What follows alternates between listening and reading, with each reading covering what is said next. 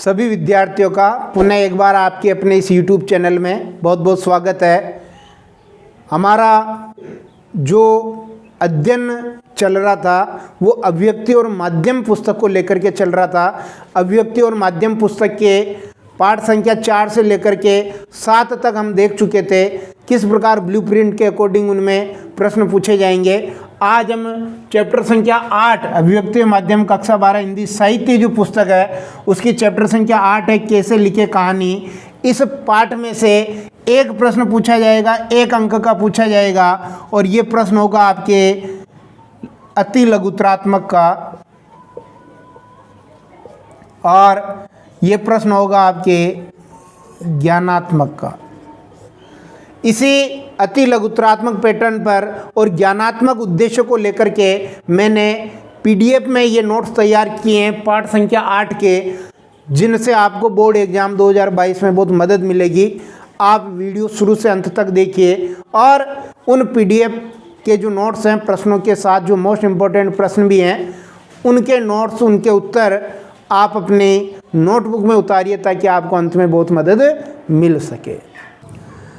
कक्षा 12 हिंदी साहित्य अभिव्यक्ति और माध्यम के मोस्ट इम्पोर्टेंट प्रश्न ब्लूप्रिंट और मॉडल पेपर के अकॉर्डिंग हम देख रहे थे बोर्ड परीक्षा 2022 के लिए।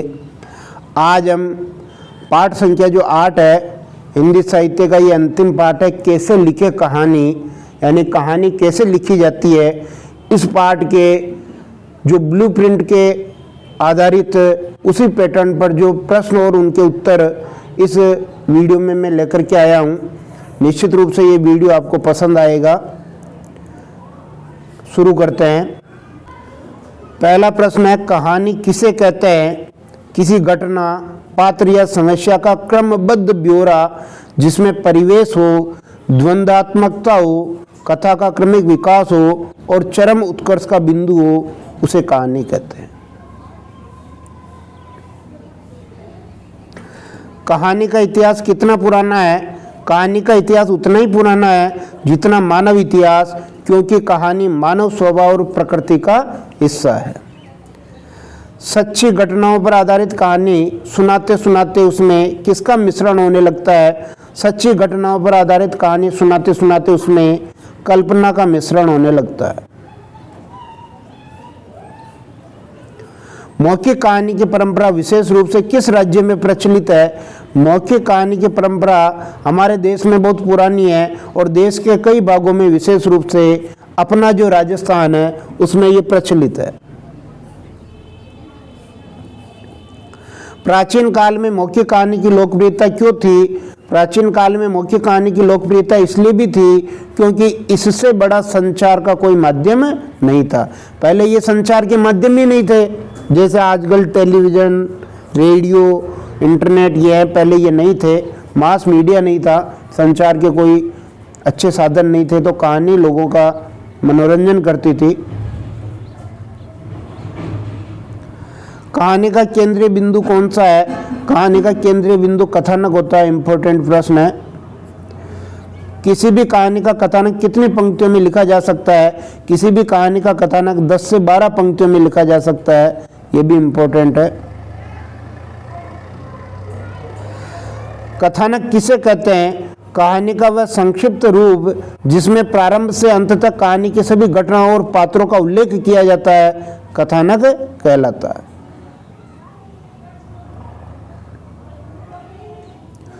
कहानी का प्रारंभिक नक्शा क्या होता है? कथानक कहानी का प्रारंभिक नक्शा होता है, ये भी इंपॉर्टेंट है। किसके आधार पर कहानीकार कथानक को विस्तार देने का काम करता है? कल्पना के आधार पर कहानीकार कथानक को विस्तार देने का काम करता है। कहानीकार के पास कथानक का जो सूत्र होता है वह कहानीकार को क्या देता है? कहानीकार के पास कथानक का जो सूत्र होता है वह लेखक को एक परिवेश देता है, पात्र देता है और समस्या देता है, जिसके आधार पर लेखक संभावनाओं पर विचार करता है और एक काल्पनिक ढांचा तैयार करता है जो लेखक के उद्देश्यों से भी मेल खाता है।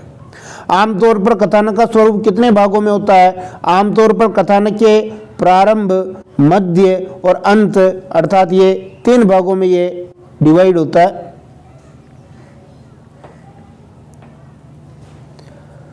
कहानी को रोचक बनाए रखने में किसकी भूमिका होती है?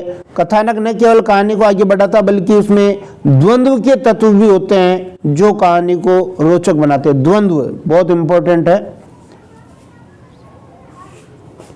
कहानी में द्वंद्व तत्व से क्या आशय है? कहानी में द्वंद्व के तत्वों से अभिप्राय यह है कि परिस्थितियों में इस काम के रास्ते में यह बाधा है, रुकावट है, मुश्किल है, समस्या है।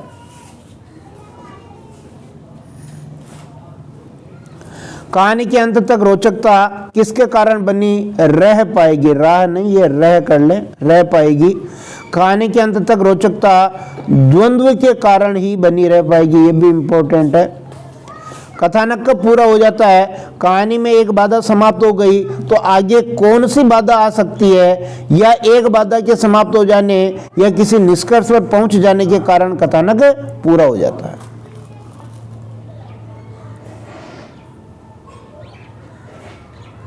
कथानक की पूर्णता की शर्त क्या होती है? कथानक की पूर्णता की शर्त यही होती है कि कहानी नाटकीय ढंग से अपने उद्देश्यों को पूरा करने के बाद समाप्त हो जाए। कहानी में देश, काल और स्थान किस किसका होता है? कहानी में हर घटना का, हर पात्र का, हर समस्या का अपना देश, काल और स्थान होता है। कहानी को प्रामाणिक और रोचक बनाने के लिए क्या आवश्यक है? कहानी को प्रामाणिक और रोचक बनाने के लिए देश, काल और स्थान का बहुत महत्व है। किस काल खंड से वो कथानक लिया गया है? देश, काल, स्थान और परिवेश के बाद किस पर विचार करना चाहिए? देश, काल, स्थान और परिवेश के बाद कथानकों के पात्रों पर विचार करना चाहिए। कहानीकार के सामने पात्रों का स्वरूप जितना स्पष्ट होगा उससे क्या लाभ होगा? यह की जगह कर दें, क्या लाभ होगा? कहानीकार के सामने पात्रों का स्वरूप जितना स्पष्ट होगा उतनी आसानी से पात्रों का चरित्र चित्रण करने और उनके संवाद लिखने में आसानी होगी। कहानी की एक बहुत महत्वपूर्ण और बुनियादी शर्त क्या है? बहुत ही इंपॉर्टेंट है कि पात्रों का अध्ययन कहानी की एक बहुत ही महत्वपूर्ण और बुनियादी शर्त है। कहानीकार का किससे निकटतम संबंध स्थापित होता है? कहानीकार और उसके पात्रों के साथ उसका निकटतम संबंध स्थापित होता है। कहानी में किसके संवाद बहुत महत्वपूर्ण होते हैं? पात्रों के संवाद बहुत महत्वपूर्ण होते हैं। कहानी में पात्रों का चरित्र चित्रण करने का सबसे सरल तरीका कौन सा है? कहानी में पात्रों का चरित्र चित्रण करने का सबसे सरल तरीका कहानीकार द्वारा पात्रों के गुणों का बखान करना है। यानी कहानीकार खुद उनके गुणों को कहे, लेकिन ये ज्यादा ठीक नहीं है, अच्छा पैटर्न नहीं माना जाता है ये। कहानी में पात्रों के चरित्र चित्रण का कौन सा तरीका प्रभावहीन और आउटडेटेड है? कहानी में पात्रों के चरित्र चित्रण का जो सबसे सरल तरीका है, पात्रों के गुणों का कहानीकार द्वारा बखान करना, यह तरीका सबसे प्रभावहीन और आउटडेटेड है। पात्रों का चरित्र चित्रण कब प्रभावशाली होता है? पात्रों का चरित्र चित्रण उनके क्रियाकलापों, संवादों तथा दूसरे लोगों द्वारा बोले गए संवादों के माध्यम से ही प्रभावशाली होता है। पात्रों का चरित्र चित्रण पात्रों की अभिरुचि के माध्यम से भी होता है। यानी वो पात्र क्या क्रियाकलाप कर रहे हैं, क्या संवाद बोल रहे हैं, दूसरे लोग उनके बारे में क्या राय रखते हैं और उनकी अभिरुचियां क्या क्या है, इससे पात्रों का चरित्र चित्रण प्रभावशाली होता है। किसके बिना पात्र की कल्पना नहीं की जा सकती? बहुत इंपॉर्टेंट है। संवाद के बिना पात्र की कल्पना मुश्किल है। कहानी में संवाद कैसे होने चाहिए? कहानी में संवाद छोटे, स्वाभाविक और उद्देश्य के प्रति सीधे लक्षित होने चाहिए। कौन कहानी को, पात्र को स्थापित विकसित करते हैं? कौन कहानी को, पात्र को स्थापित विकसित करते हैं और कहानी को गति देते हैं, आगे बढ़ाते हैं?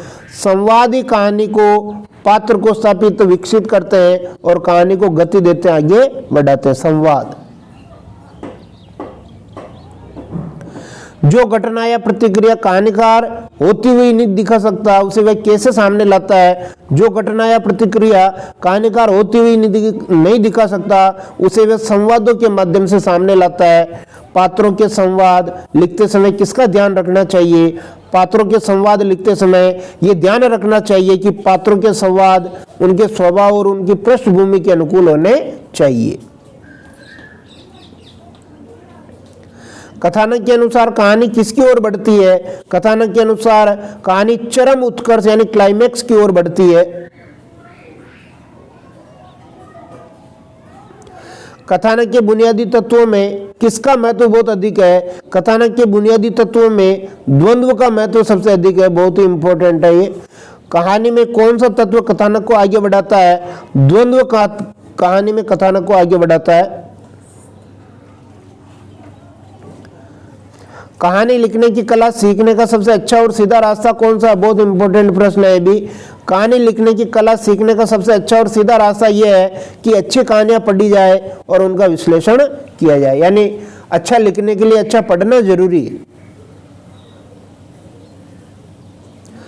कहानी में द्वंद्व किस कारण पैदा होता है? कहानी में द्वंद्व दो विरोधी तत्वों का टकराव या किसी के खोज में आने वाली बाधाओं, अंतर द्वंद्व आदि के कारण पैदा होता है। और द्वंद्व अच्छा रहेगा तो कहानी भी अच्छी रहेगी। कहानी की संरचना के तत्व कौन कौन से? ये बहुत इंपॉर्टेंट है जो मैंने यहाँ एक साथ लिख दिए। हो सकता है वहां आपसे एक दो पूछे। सबसे पहले कथानक, देश काल वातावरण और स्थान, पात्र, पात्रों का चरित्र चित्रण, संवाद, द्वंद्व और अंत में चरम उत्कर्ष क्लाइमैक्स। निश्चित रूप से बच्चों ये वीडियो आपको पसंद आया होगा। हिंदी साहित्य के सभी पाठों के मोस्ट इंपॉर्टेंट प्रश्न जो ब्लूप्रिंट और मॉडल पेपर पर आधारित थे वो मैंने बता दिए हैं। आप इनकी तैयारी समय रहते कर लीजिए और बोर्ड परीक्षा में आप अच्छे अंक लेकर के आए, यही मेरी जो है आशा और उम्मीद है। बहुत बहुत धन्यवाद।